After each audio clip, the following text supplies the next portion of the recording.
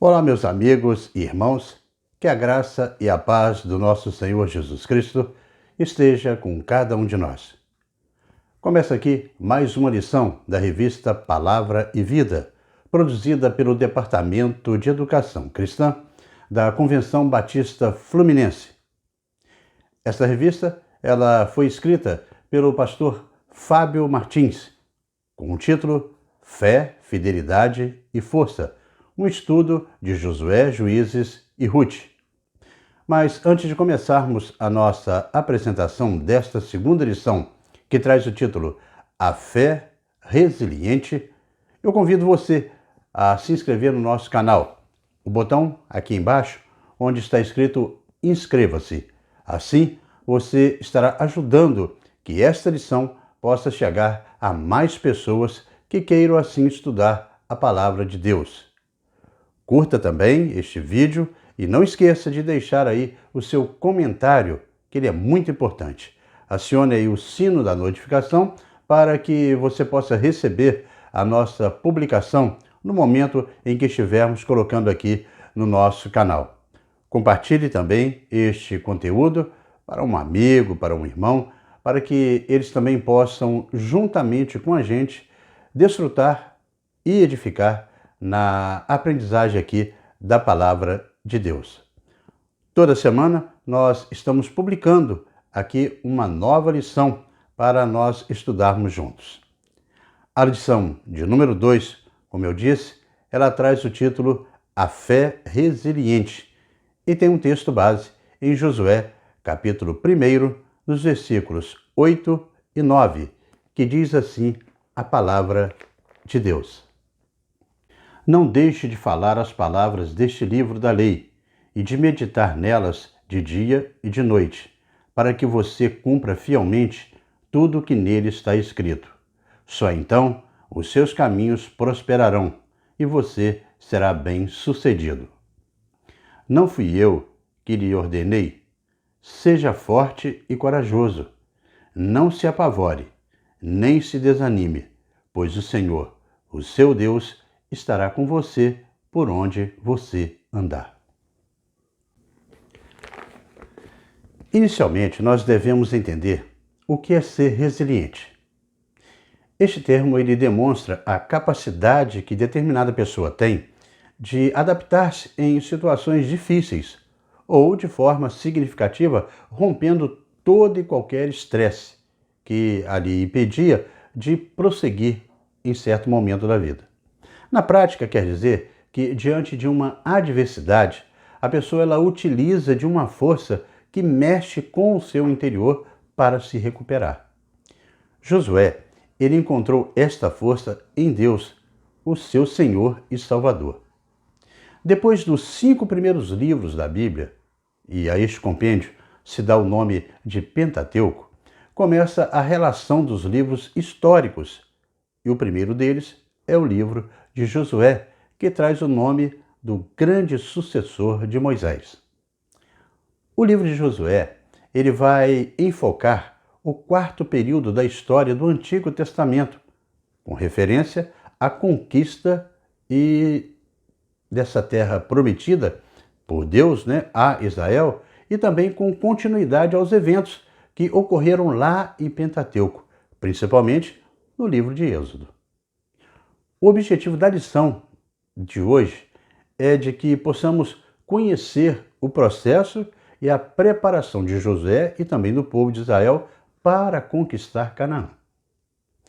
Também serve para entendermos que a obra de redenção de Deus ela é estendida ao mais vil pecador mediante ao arrependimento dele e de sua fé. Também de identificar os 4 memoriais presentes neste capítulo, aplicando aí a nossa vida diária. As palavras iniciais do livro são sucedeu depois da morte de Moisés, conforme registrado no capítulo 1 do versículo 1, e continua relatando como Israel seria agora conduzido por um novo líder. O livro ele é um diário de guerra que apresenta um homem cheio de fé, guerreiro e que após vários anos ele herda o lugar do grande líder Moisés. Josué, ele tem aí a incumbência de conduzir o povo hebreu na entrada da terra prometida, que se estenderia do Líbano ao norte até o deserto do Sinai, lá no extremo sul. Também das fronteiras do rio Eufrates a leste e se estendendo até o mar Mediterrâneo a oeste. Esta é a ideia bem genérica aí do território a ser ocupado pelas tribos de Israel. Esta extensão territorial, ela coincide com o momento mais importante daquela nação, que foi o período aí da monarquia sob o reinado de Davi. Também esse território ele foi conservado nos tempos de Salomão. Depois, o povo de Israel ele perdeu o domínio territorial. Josué é quem vai liderar os israelitas na conquista da terra de Canaã. Esta empreitada e com esta batalha começa no capítulo 12, no versículo 24. Daí vai até o final do livro e relata essa divisão da terra nas tribos. Josué vai ser um grande líder, vai ser o grande estrategista, vai fazer uma grande conquista e terá que lidar com todo aquele povo. E a sua firmeza, a sua segurança estará no livro da lei. Para implementar uma série de lutas e conquistas, o povo ele precisará demonstrar a sua fé resiliente.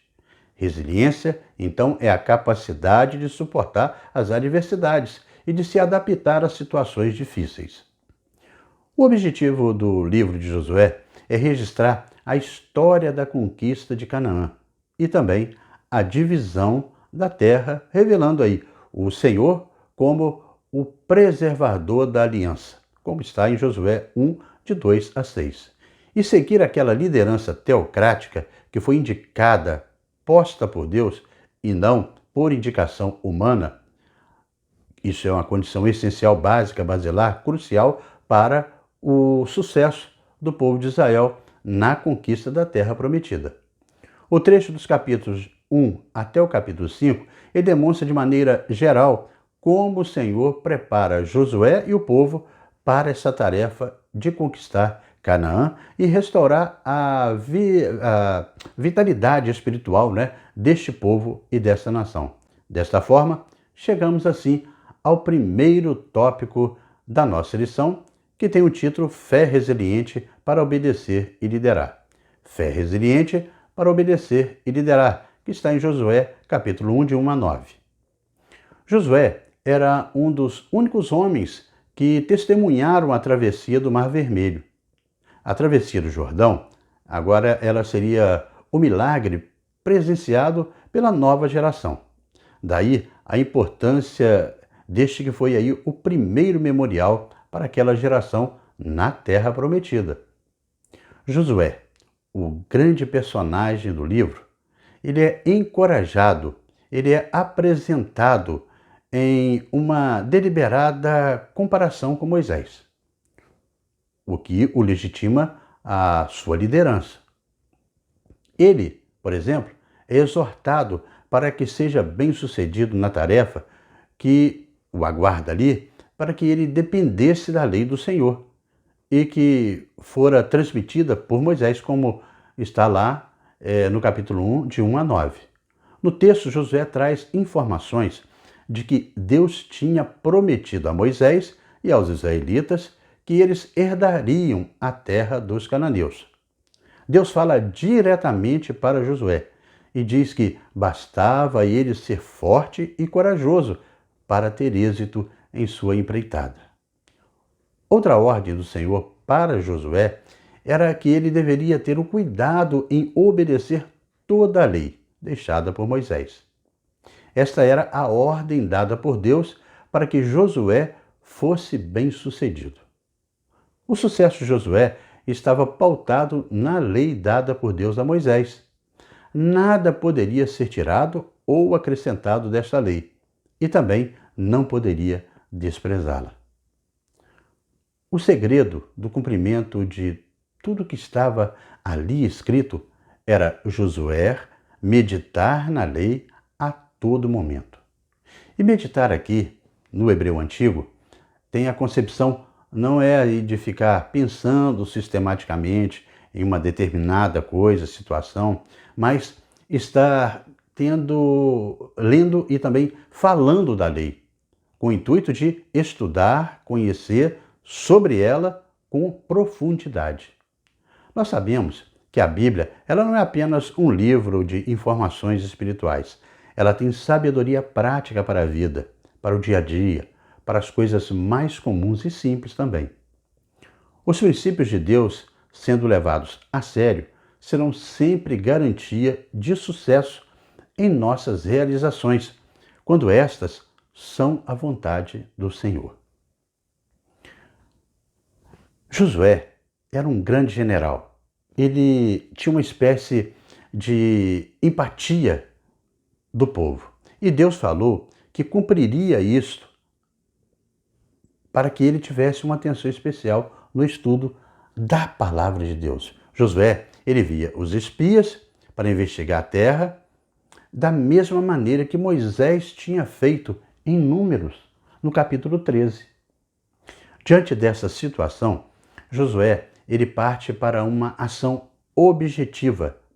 Já que Moisés não está mais presente, ele começa os preparativos da conquista da terra prometida. O seu primeiro ato foi falar aos oficiais do povo, com emoção, preocupação e um grande sentimento que inunda aquele homem na primeira vez que ele dirigia de tal modo aos principais do povo. Josué, ele indica, depois desse papo que ele tem com o povo, 3 dias que eles estariam atravessando o Jordão. Assim ele fala. E inicia os trabalhos de posse da terra dada por Deus. É importante entender que eles estavam iniciando uma batalha. Sabedores que poderiam perder até a vida, mas também com a certeza de que eles estariam cumprindo a ordem de Deus. O povo, representado pelas 12 tribos, responde aí a Josué, dizendo que tudo que ele ordenasse, eles estariam fazendo, como fizeram com Moisés. A esperança dos israelitas não estava em Josué, nem mesmo em Moisés, mas no cumprimento destes as ordens dadas pelo Deus verdadeiro. No capítulo 2, do versículo 1 até o 7, registra que Josué ele via 2 homens, desde Sitim, a espiar secretamente aquela terra.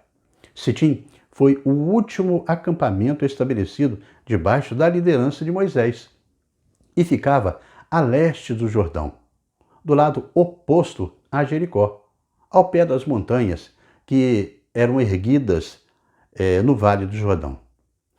Esta seção do livro levanta uma questão: por que enviar esses espias? Não seria suficiente a ordem de Deus para o avanço do povo, aquilo que ele prometeu, e obedecer conforme destaca o capítulo 1, no versículo 1 ao 18?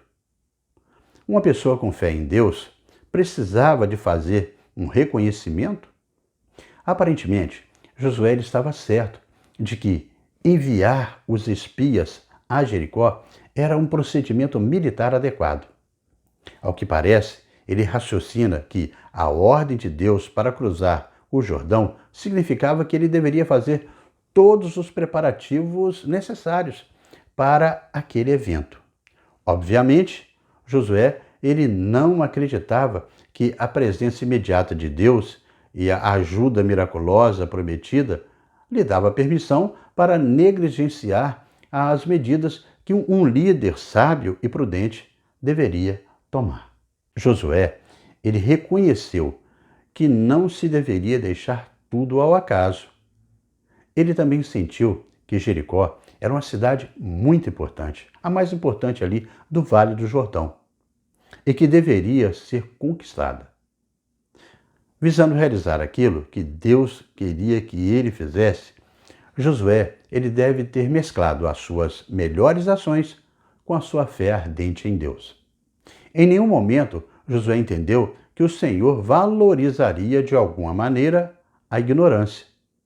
Desse modo, voltou a atenção para o problema de reunir toda a informação disponível. Josué, ele tem a experiência de abrir as águas do Rio Jordão, aumentadas pelas chuvas da primavera e pelo desgelo próximo aí das suas fontes. Assim como Moisés teve a experiência da abertura do Mar Vermelho, em Êxodo 14, do versículo 15 ao 25. O Senhor, ele não desapontou aqueles que esperavam grandes coisas dele. Esta travessia do Jordão foi ainda mais notável porque aconteceu numa época em que o Jordão ele estava transbordante. Estima-se que o rio deveria ter aí a largura de 30 metros de extensão, tendo aí aproximadamente 4 metros de profundidade. Que meios Deus usou para realizar este milagre, interromper o fluxo do Rio Jordão? A resposta para essa pergunta tem atormentado muito mais homens modernos do que aqueles que registrou este evento. O fato não é de muita importância. O fato de um milagre ter acontecido, isso que é importante.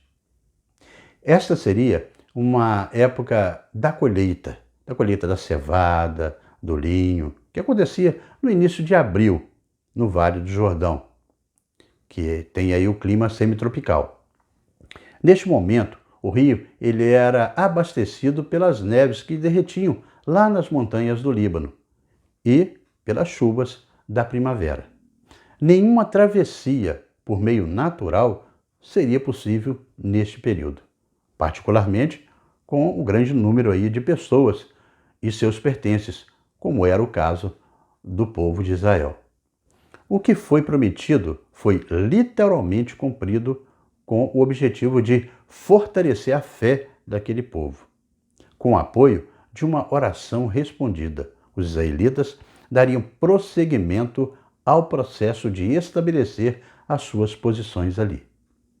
Eles esperavam coisas ainda maiores vindas de Deus. O versículo 17 enfatiza que todo o povo passou pelo Jordão.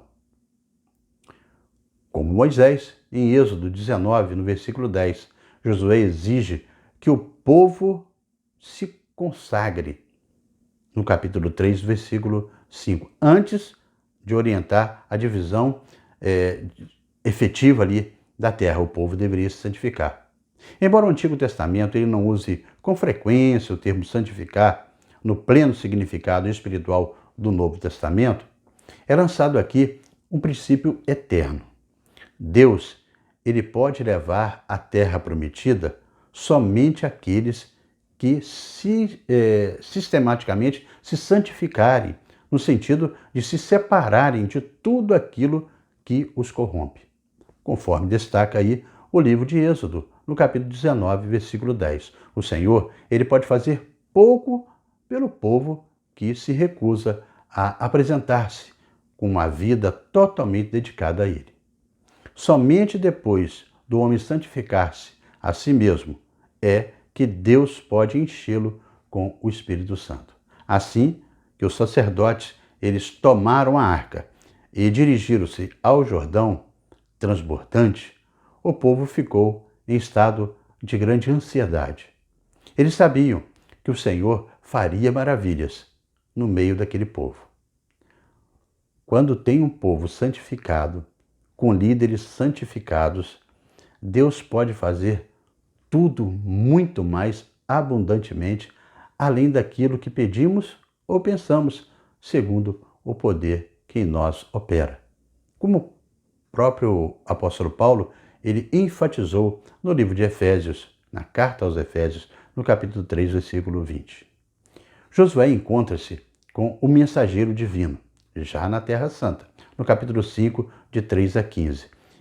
É semelhantemente a Moisés, aquilo que aconteceu no capítulo 3 de Êxodo. Josué foi fazer um reconhecimento da região de Jericó. Enquanto ele estava ali ocupado com aquela tarefa, ele foi confrontado por um estrangeiro, a quem ele pergunta quem ele era, qual era a identidade daquele homem. Em resposta, ele se identifica como comandante do exército do Senhor, conforme destaca aí o capítulo 5, os versículos de 13 a 15. A resposta que Josué ele recebeu não deixou dúvida com relação ao seu interlocutor, aquele que segurava uma espada desembainhada em uma de suas mãos. Assumiu a autoridade e deu a surpreendente ordem a Josué, dizendo que ele deveria remover os seus sapatos, a sua sandália. Moisés também tinha recebido a mesma ordem em Êxodo, no capítulo 3, versículo 5. Balaão também viu um ser com uma espada desembainhada em Números, no capítulo 22, no versículo 31. A mesma coisa acontece com Abraão, quando foi visitado por aquele que lhe prometeu esta própria terra, em Gênesis 12, 7 e 18, 2. Então, este senão era o Filho de Deus, o Verbo que se apresentava ali naquela forma e mais tarde assumiria o corpo de Jesus Cristo para a redenção de todo o homem. Quando desafiou Josué e desempenhou aí um papel que permitiria que alguém ocupasse aquela posição, ele viu aquilo, reconheceu as credenciais daquele homem, que era aquele que estava com a espada nas mãos, e submeteu-se a ele, como um soldado submete ao seu general. Depois disso, Josué ficou na expectativa para receber as ordens. Uma verdade que se destaca neste evento aí é que o príncipe do exército, esse general do Senhor, ele pediu a Josué apenas uma coisa, ou seja, reverência. Quando isto é concedido, fica estabelecido o relacionamento entre Deus e o homem. Em plena obediência, Josué ele assume o compromisso de produzir aquilo que foi o que Deus tinha ordenado, a promessa feita a Abraão, Isaque e Jacó. As ordens expressas no novo líder apontam para uma marcha contínua até a conquista da terra. Em resposta, o povo declara a sua lealdade, assim como havia feito a Moisés. Assim, os outros 3 memoriais têm uma importância histórica para Israel, com as 12 pedras, a circuncisão como pacto e a celebração da Páscoa. Quando Deus mostra em cada um deles a sua obra na vida dos homens. Dessa maneira, irmãos, nós chegamos ao segundo tópico de nossa lição, que tem o título Fé Resiliente na Redenção e Testemunho. Fé resiliente na redenção e testemunho. Está lá em Josué, no capítulo 2, do versículo 1 até o capítulo 4, versículo 13. A salvação de Raabe pode até parecer um paradoxo, um absurdo, um contrassenso, um disparate ou até mesmo uma contradição. Mas nós podemos aqui afirmar que não é. Embora não possuísse padrões éticos elevados, esta mulher, ela demonstrou uma grande fé em Deus. Aqui abrimos um questionamento. Por que aqueles homens, tão cuidadosamente escolhidos por Josué, foram parar na casa de uma prostituta? Alguns comentaristas, eles empenharam-se em responder esta pergunta, sugerindo que Raabe, ela era apenas a dona de uma hospedagem. Outros sugerem que aqueles homens, eles foram a um lugar no qual provavelmente não seriam descobertos. Eles também esperavam que pudessem haver ali todo tipo de conversa, inclusive despretensiosas no local como aquele. E assim eles poderiam pegar importantes informações militares que poderiam ser divulgadas de maneira involuntária por aquele povo que estava ali. O registro indica de maneira bastante clara que Raabe possuía um tipo de hospedagem, muito embora esteja claramente afirmado aí que ela era uma prostituta, como bem afirma o livro aos Hebreus, no capítulo 11, no versículo 31. Tiago também refere-se assim, Tiago 2:25. Devemos lembrar que esse termo usado é para quem tem aí ou administra uma hospedagem. É o mesmo de prostituta, é bem idêntico. Do lado daqueles homens, podem ter usado ali a menor técnica também, conhecida entre os espiões para obter informações que eles ali queriam naquele lugar era um local mais adequado. A libertação singular daqueles homens, depois de terem sido até mesmo descobertos, e a qualidade de informação que eles obtiveram, corrobora fortemente no sentido de mostrar que aquela empreitada fora protegida por Deus. Raabe foi provavelmente a única pessoa em Jericó que teria detectado a identidade daqueles homens e ainda assim poupado as suas vidas.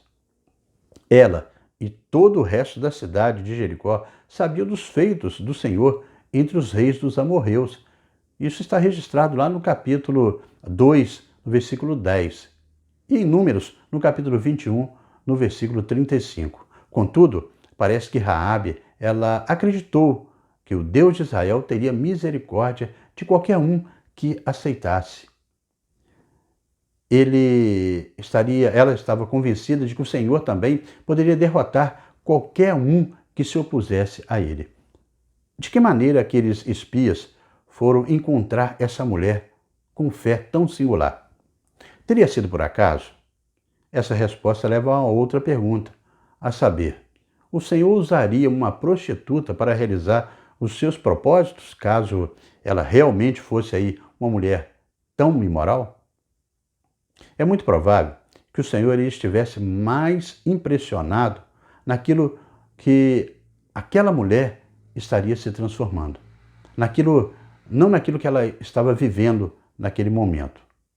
Raabe, ela vivia no meio do povo corrompido, libertino, ao extremo. Vimos que tem características demais aviltantes naquele povo. Eram praticados e incentivados a isso. Ela era parte daquela sociedade. Contudo, tornava-se uma ardorosa mulher de fé ao verdadeiro Deus. Sua fé seria imortalizada conforme o relato de Hebreus 11:31. Suas obras seriam aclamadas por todas as gerações, de acordo com Tiago 2:25. E seu nome apareceria aí na linhagem do Messias, destacada em Mateus capítulo 1, versículo 5. Deus realiza suas maravilhas com aqueles que atentam para a revelação que ele faz de si mesmo. Algumas dessas pessoas que prestam a atenção às revelações de Deus vêm talvez de um lado ruim da vida. Relata o apóstolo Paulo na primeira carta aos Coríntios, no capítulo 6, do versículo 9 ao 11. A grandeza da redenção de Raabe pode ser vista de fato de que ela veio a tornar-se aí, do lado materno, uma ancestral de Davi e também do Messias. O conhecimento prévio de que era Deus, por parte daquela mulher, revelar a existência de pessoas simpáticas às reivindicações de Israel pela terra. Talvez, por essa razão, a iniciativa em proteger os espias. O apelo de Raabe estimula os enviados de Josué que prometeram ali a proteção.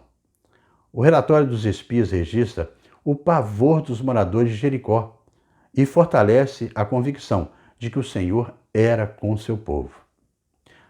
Aprendemos neste episódio que o Senhor ele é misericordioso a quem se arrepende, que tem um arrependimento aí genuíno e não há salvação evidente, como Mateus 21:31 fala. A redenção prometida a pecadores que buscam ardentemente, genuinamente ao Senhor pedindo perdão. Raabe se humilhou e queria a salvação para a sua família e também para si. E assim conseguiu de acordo com Josué no capítulo 6, do versículo 22 ao 25. E Deus cumpriu e cumpre sempre a sua promessa. Assim, Josué, nos capítulos 3 e 4, ilustra dois principais importantes casos. Deus, às vezes, nos leva a caminhos que são inesperados para manifestar a sua glória. A terra ela poderia ter sido conquistada pelo sul, a região ali que era uma coisa que poderia ser feita, mas não era um plano do Senhor. Os memoriais ali, o Memorial do Jordão, mostra que as futuras gerações, elas precisavam entender o poder de Deus, a sua fidelidade. Com isso, irmãos, chegamos ao terceiro tópico da nossa lição, que traz o título A Fé Resiliente para Identificação e Libertação. A fé resiliente para identificação e libertação. Está em Josué, capítulo 4, do versículo 14 ao 5, versículo 15.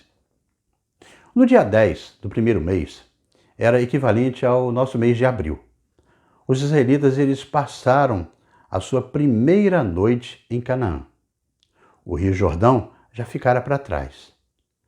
Eles alojaram-se no lugar onde aquele acampamento estava as 12 pedras, e o Jordão ele deveria ali suscitar algumas perguntas nas suas mentes. As respostas a essas indagações serviriam para destacar a obra sobrenatural que Deus tinha feito naquele povo. Eles estavam pensando nisso. E o alcance também desses ensinamentos. A partir das experiências do Mar Vermelho e do Rio Jordão, Israel conheceu 3 boas razões para temer ao Senhor.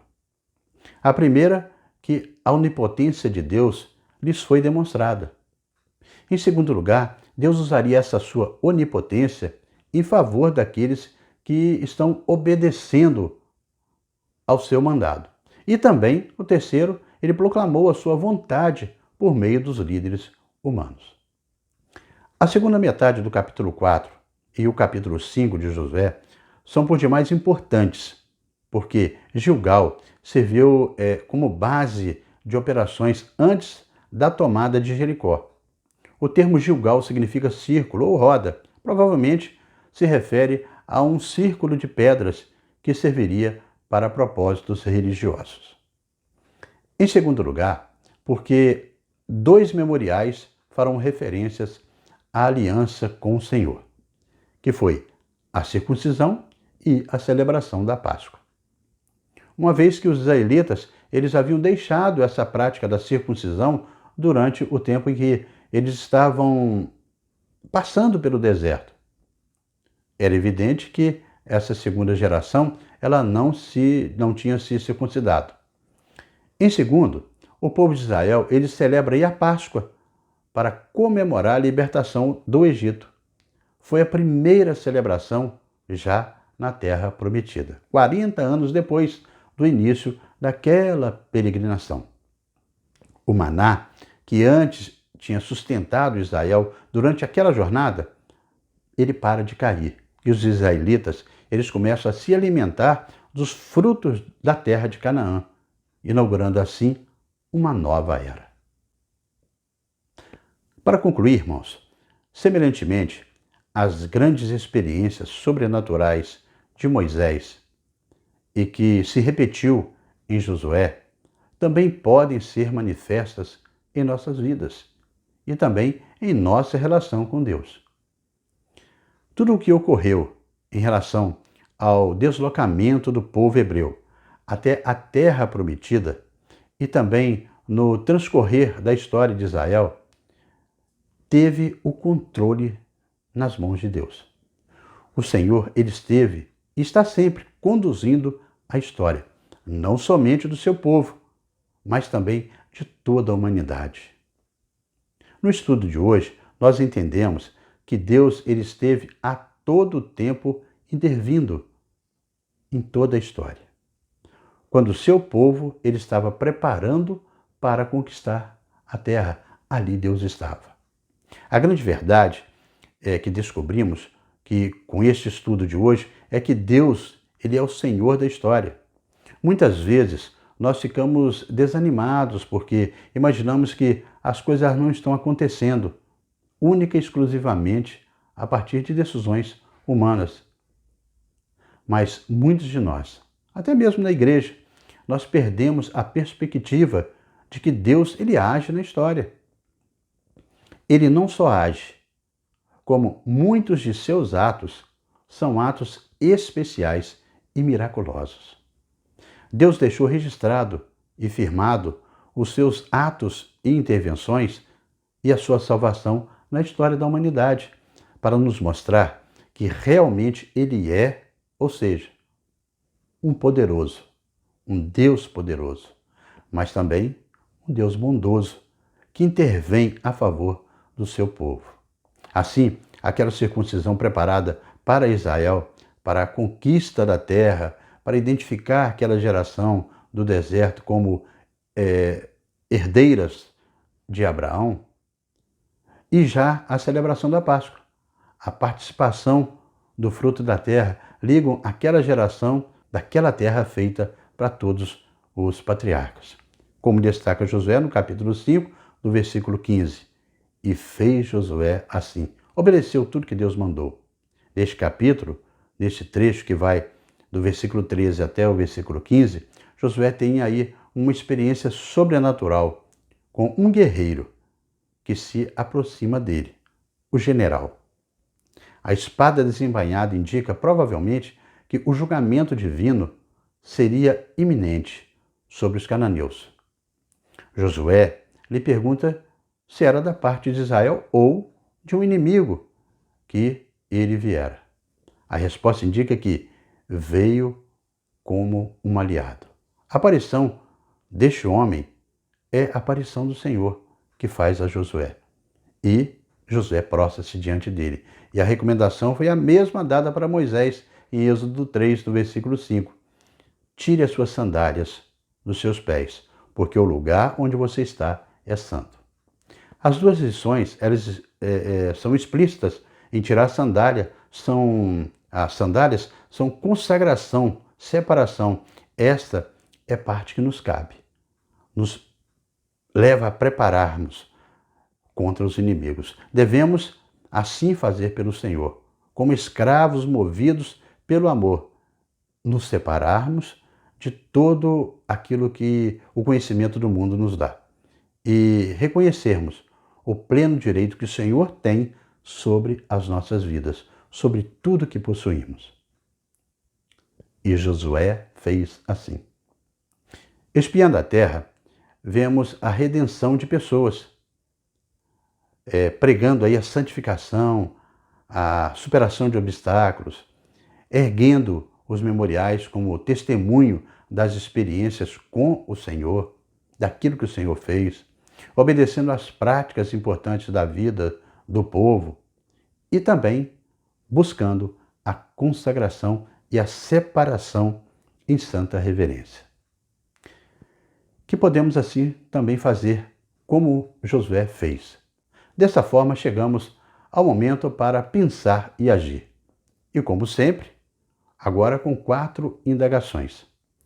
A primeira que fazemos é: a fé resiliente de Josué te encoraja a ser obediente ao Senhor da mesma forma? Lembre-se, irmão e amigo, que ser resiliente é ter a capacidade de adaptar-se em situações muito difíceis.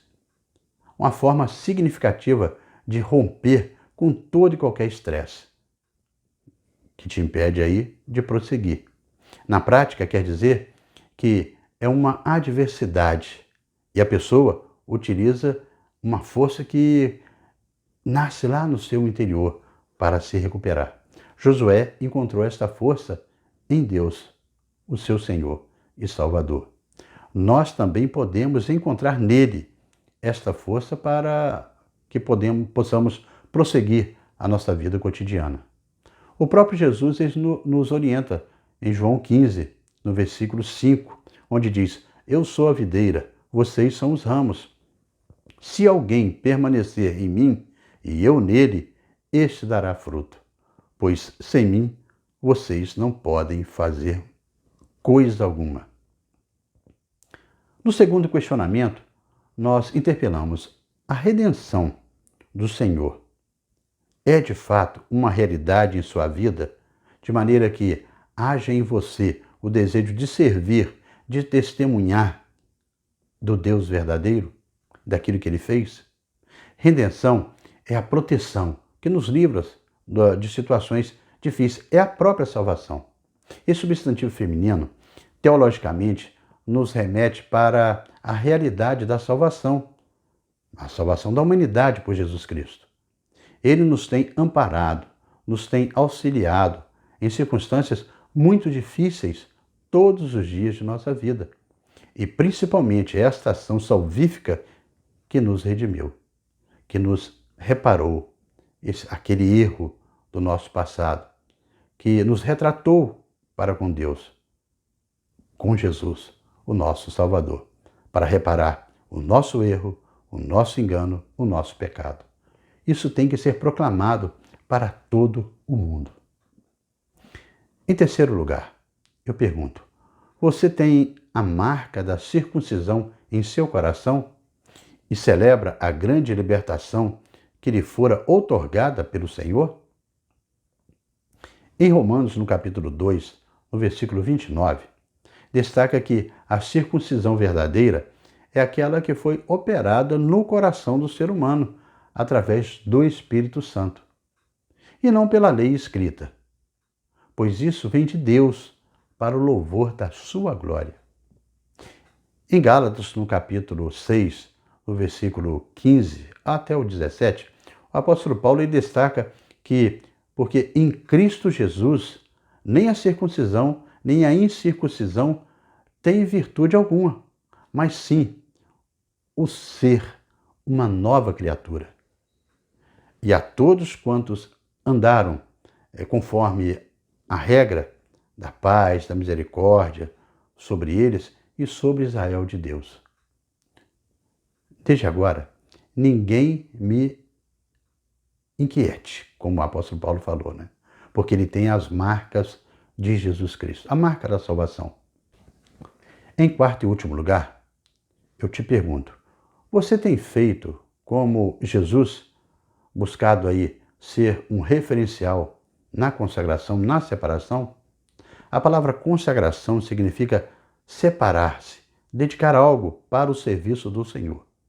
A consagração, ela obedece uma determinação divina, onde, de uma maneira organizada, as pessoas separam parte do seu tempo, parte do seu talento, das suas posses, para a edificação do reino de Deus e também para o serviço do Senhor. Jesus, ele mostrou isso com a sua vida, né? Consagrando a sua própria vida ao serviço. Jesus, ele veio para servir e nos ensinar a importância desse ministério de servir. E também está a disponibilidade para sermos usados por Deus, como e quando ele desejar. Que, como Josué, nós possamos sempre colocar as nossas vidas à disposição da vontade do Senhor para a sua obra. E assim, amigos e irmãos, terminamos mais uma lição da revista Palavra e Vida. Mas antes de você sair, eu convido você a se inscrever aqui no nosso canal. O botão que está aí embaixo, onde está escrito inscreva-se. Você deve também curtir, né, e deixar o seu comentário, que é muito importante para a gente. Acione o sino das notificações e compartilhe este material para um amigo, para um irmão, para que eles também possam desfrutar deste conteúdo, para a edificação de cada um na aprendizagem da Palavra de Deus. Na próxima semana, nós estaremos estudando aqui uma nova lição, a lição de número 3, com o título A Fé Permanente. A Fé Permanente. Estaremos publicando aqui esta nova lição, se Deus assim nos permitir. Amém?